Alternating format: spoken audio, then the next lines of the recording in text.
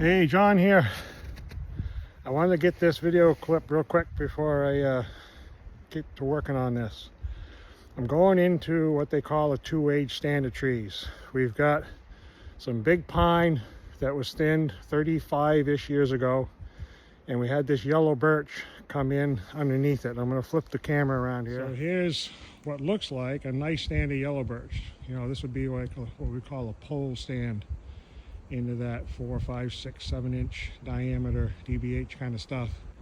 Pretty decent form, but we've got these big pine that are coming out, and they're due to come out, no doubt about it. The problem is two things. One, how do we get them out of there without crushing and bending over and damaging the yellow birch? And two, I have really little hope that the yellow birch is going to mount anything, because they're so tall and it's so late that two problems. The sudden increase in sunlight, we are going to get a whole bunch of epicormic branching. I'll throw a picture of that in. And two is just the trees are going to just bend over. They're not going to have the support around them anymore. And I can show you what happened on another section of this job, and it has no comment at all on the contractor that did the work. It's just the reality of you can't take these tall hardwoods and open them up like this and not have this damage happen.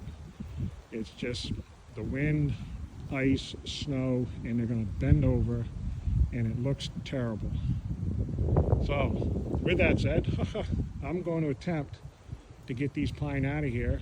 I'm going to, when I do this, probably another day, I'm going to set my camera up, and it'll be just a high speed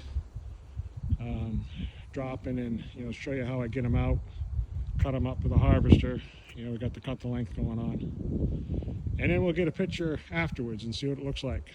I'll talk to you then.